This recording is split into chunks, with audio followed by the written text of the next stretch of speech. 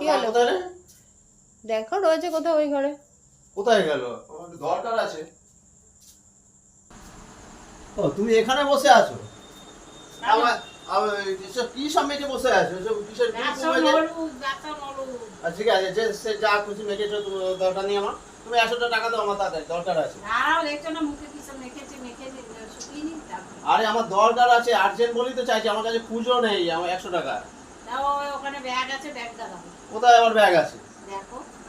কেন কেন? দাও।